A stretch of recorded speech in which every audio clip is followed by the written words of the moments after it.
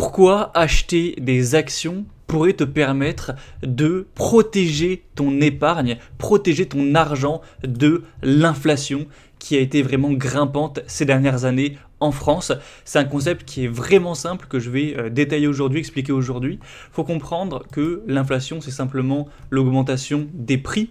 Forcément, on a un nombre d'euros en circulation, de monnaie. Si la Banque centrale européenne décide d'émettre des milliards et des milliards de nouveaux euros sur le marché, eh bien, par nature, chaque euro est une plus petite proportion de tous les euros qu'il existe, donc ils valent moins, forcément. Imaginons là, tu vois, l'or, il vaut XY dollars. Eh bien, si par magie, je crée le double d'or qui existe déjà, je fais apparaître des tonnes et des tonnes d'or nouvelles sur le marché et qu'il y a 2 fois plus d'or que ce qu'il y avait hier, tu te doutes bien que ça va être beaucoup moins rare, ça va être beaucoup moins précieux, le prix de l'or en monnaie va chuter, c'est normal, tu vois, c'est la rareté qui fait la valeur sur certains points, donc c'est aussi simple que ça.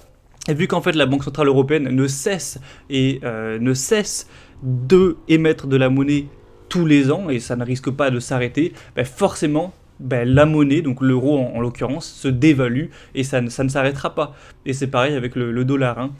Donc là, tu vois par exemple sur ce petit graphique qu'on a le taux d'inflation ces dernières années. Donc c'était stabilisé encore en 2021 vers 1% et quelques, puis ça a monté en flèche en fait, tu dois le savoir, en 2022-2023, là c'est monté à 6%. C'est absolument énorme, je sais pas si tu te rends compte, ça veut dire que si tu as 100 000 euros sur ton compte en banque et que tu attends une année, quand tu reviens le 1er janvier de l'année suivante, eh bien ces 100 000 euros en pouvoir d'achat, ils ont perdu 6%, donc c'est comme si tu n'avais plus que 94 000 euros, donc c'est du délire, et si tu cumules ça tous les ans, c'est absolument phénoménal. Donc là, certes, ça s'est réduit, certes, c'est un peu moins urgent, on parle de 2%, après, il faut toujours faire la différence entre ce qu'on nous dit sur ce genre de site de courbe et ce qu'est la réalité. Est-ce qu'on est réellement à 2%? Aujourd'hui, est-ce que si tu vas vraiment voir les prix au supermarché, dans les restos, pour l'essence, pour l'électricité et compagnie, est-ce que c'est vraiment que 2%? Moi, j'en suis pas sûr, mais bon, bref. Donc forcément, c'est capital de protéger son argent de l'inflation. Et on parle toujours d'investir, voilà, faut investir son argent pour gagner de l'argent. Mais ne serait-ce que ne pas en perdre, ce serait déjà pas mal. Ne serait-ce que juste rembourser l'inflation, qui est des impôts gratuits indirects au final, puisque c'est causé par les États, c'est pas naturel. Si on arrêtait d'émettre des billets, il n'y aurait plus d'inflation. Voilà. Donc, bref, c'est capital de protéger son argent de l'inflation. Et il y a plein de solutions. Il y a des solutions qui sont meilleures que d'autres. Par exemple, le livret A, eh bien en fait, ça va pile poil en fait se calquer sur l'inflation qui est annoncée, l'inflation officielle. Voilà, il y a la vraie inflation et il y a l'inflation officielle, tu vois. Donc on va te dire, alors on décide qu'aujourd'hui on a mesuré que l'inflation c'était 2%, donc le livret A va être à 2%. C'est pas forcément la réalité. Donc ça veut dire que si, allez, on fait confiance, au meilleur des cas, ça te rembourse l'inflation, mais pas plus, pas 1 centime de plus que l'inflation, donc tu n'as juste pas perdu, t'as rien gagné non plus. Mais si on est un petit peu plus réaliste, on se rend compte que les chiffres annoncés et la réalité, c'est pas exactement la même chose, donc en fait tu perds, je pense, quand même un petit peu. Donc ça, c'est une solution qui est assez mauvaise au final. Après, il y a d'autres choses, il y a les obligations, les bons du trésor, obligations françaises par exemple. Donc ça, c'est simplement que tu prêtes ton argent à la France, donc tu vas te faire rembourser ton argent, encore heureux, avec des intérêts. Donc le taux des obligations peut te rembourser potentiellement l'inflation, sauf que ça c'est extrêmement risqué actuellement parce que en fait ça va rester quelque chose qui peut s'effondrer. C'est-à-dire que si la monnaie tombe, on va te rembourser ta monnaie, ça c'est vrai, mais si on te rembourse une monnaie dans 10 ans qui ne vaut plus rien, même si tu as retrouvé ton nombre d'euros au départ, c'est nul, tu vois. Si tu prêtes 10 000 euros et que dans 10 ans on te redonne ces 10 000 euros qui en valent plus que 4 000, oui, tu t'es fait rembourser, oui, tu as eu des petits intérêts, mais c'est pas terrible. Donc moi je pense qu'il y a plusieurs actifs qui sont vraiment bien pour se protéger de l'inflation. Par exemple, on pourrait citer l'or. Voilà, l'or, forcément, l'or, il n'y en a plus beaucoup qui est émis, qui est trouvé physiquement sur la planète. Donc il y a très peu d'inflation. En fait, c'est l'inverse, ça prend de la valeur. Donc je pense que si tu dois avoir ton épargne, vaut mieux l'avoir en or, toutes choses égales par ailleurs, qu'en euros, mais bon, ça peut toujours chuter. Et puis en soi, c'est quand même quelque chose qui ne produit rien. Voilà, ça ne produit pas de valeur. ça a l'avantage de ne pas en perdre fondamentalement, mais ça n'en produit pas non plus. Hein, ton or, il va pas aller travailler et produire des choses pour la société. Donc c'est sûrement moins pire hein, qu'un compte d'épargne qui ferait rien, ou peut-être aussi qu'un livret A, bon voilà. Mais pour moi, c'est pas non plus l'idéal. Ensuite, qu'est-ce qu'on a d'autre? Il y a l'immobilier.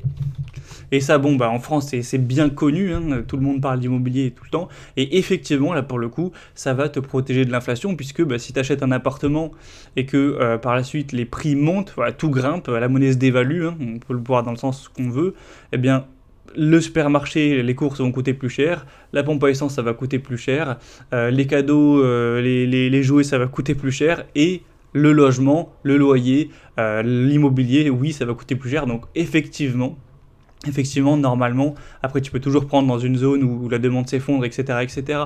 Mais oui, logiquement, ton appartement, il va à peu près suivre l'inflation, donc il coûtera lui aussi de plus en plus cher, contrairement à tes euros qui, eux, voilà, vont pas du tout être protégés si c'est sur un compte en banque. Donc c'est une solution, bien évidemment, qui est d'ailleurs déjà très, très largement utilisée. Mais c'est pas forcément, je pense, la plus rentable. Voilà, faut pas forcément dire que c'est non plus une mauvaise idée, mais il y a d'autres choses. Et pour moi, en tout cas, celle que j'utilise le plus personnellement, c'est les actions purement et simplement, la bourse. Voilà, la bourse, les actions ou un ETF, c'est la même chose au final. Un ETF, c'est juste un panier d'actions.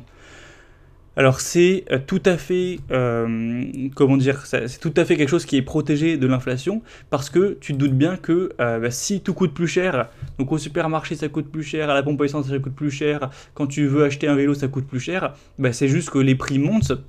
Et après, pour les entreprises, ce qui est négatif, c'est... alors on pourrait parler de tout ce qui est taux d'intérêt à cause des banques centrales, tout ça, mais bon, si on reste juste dans ce qui est réel, ce qui n'est pas dirigé par l'État, eh bien, effectivement, tout va coûter plus cher, y compris le coût des salariés. Donc les salaires vont devoir être augmentés, puisque la monnaie se dévalue, donc voilà, justement, il faut augmenter un peu les salaires.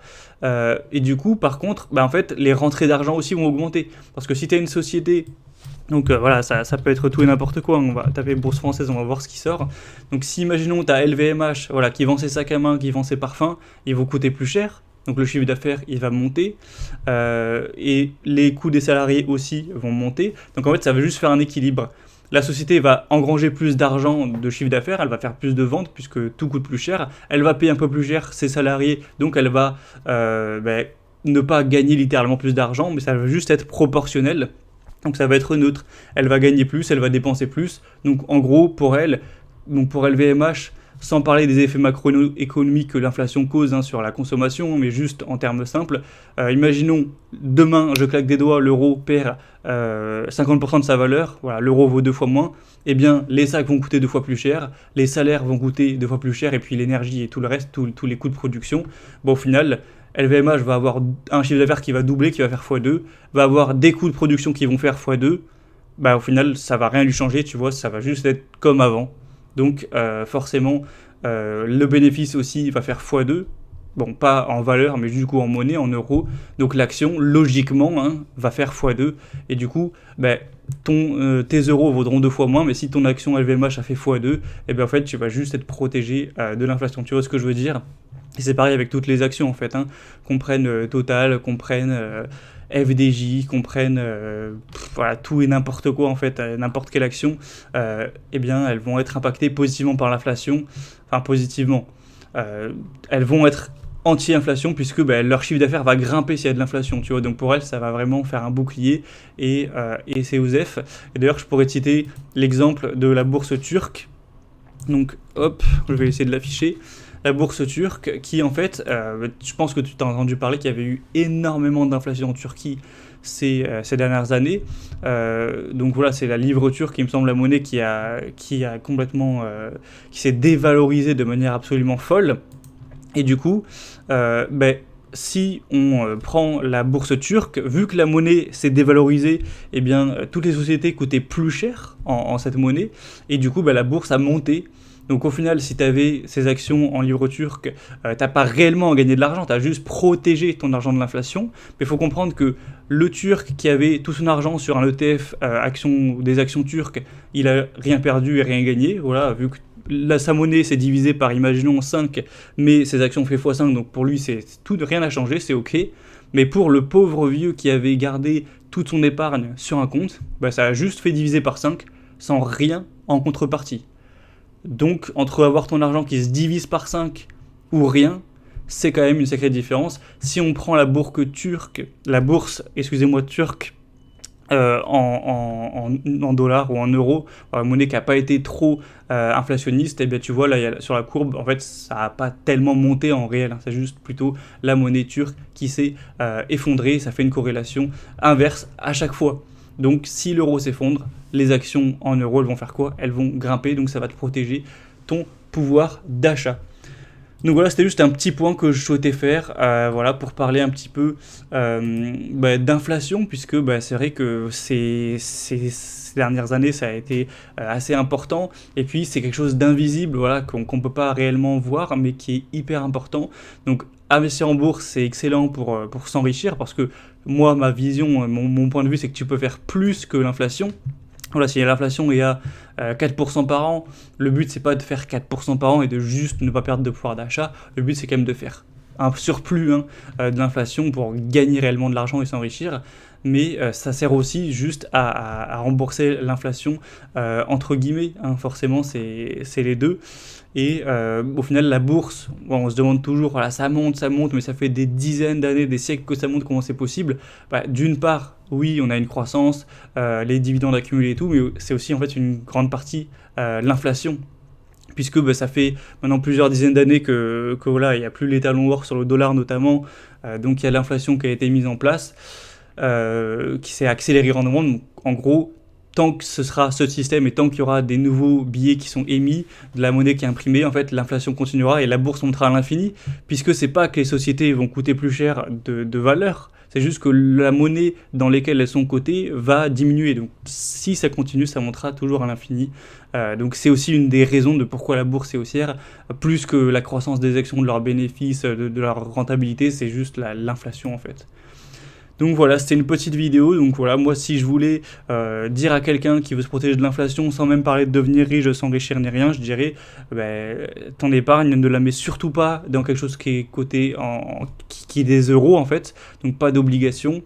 Et d'ailleurs, je crois qu'il y a pas mal de personnes qui en parlent. J'avais entendu une interview notamment, je crois que c'était Charles Gave qui en parle très bien. Voilà, donc c'est pas que moi qui le pense. Je suis pas le premier du tout à parler de ça. Et du coup, voilà, pas avoir d'obligations, certainement pas avoir des comptes classiques, fonds euros ou je sais pas quoi, avoir des choses réelles qui vont être impactées positivement par l'inflation, des métaux précieux. Même imaginons potentiellement, voilà, si toi c'est ton truc, je sais pas, de l'art, ce genre de choses, si tu t'y connais, au moins ça va pas perdre de la valeur vu que c'est un objet, ça va coûter plus cher aussi. Mais plus simplement, les actions, puisque comme je l'ai expliqué dans la vidéo, ça va prendre de la valeur si une inflation, oui, hyperinflation a lieu. Donc pour moi, je trouve que c'est un très bon moyen de se protéger et en plus, par-dessus le marché, de pouvoir potentiellement s'enrichir si on a des bonnes performances. En tout cas, et après, mini parenthèse, je terminerai par ça, c'est que après là, j'ai parlé vraiment grossièrement, fondamentalement au niveau économique, mais après, oui, c'est vrai que si on a de l'inflation, en fait, naturellement, c'est pas toutes les actions qui vont monter exactement, puisque il y a des business qui vont avoir des problèmes s'il y a trop d'inflation, indirectement, parce que si on prend l'immobilier, si on a beaucoup d'inflation, on va avoir les taux d'intérêt de la Banque centrale pour contrer cette inflation qui vont grimper, moins de gens qui vont vouloir faire construire, donc les sociétés de construction, elles vont pas trop avoir de clients l'année qui suit, donc ça va pas être dingue et l'action va chuter à court terme, donc pour l'immobilier, tu vois, s'il y a de l'inflation, à court terme, ça va baisser.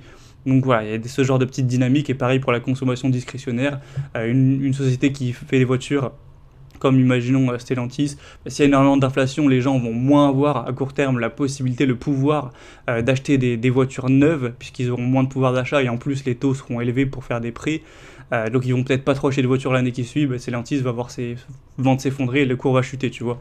Mais à part ces actions qui sont sensibles à l'inflation, globalement, ce que j'ai dit se vérifie.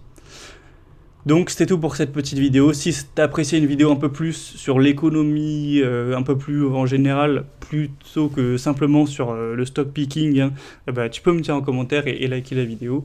Et je termine en te disant que tu peux cliquer sur le premier lien en description si toi t'es intéressé par le stock picking.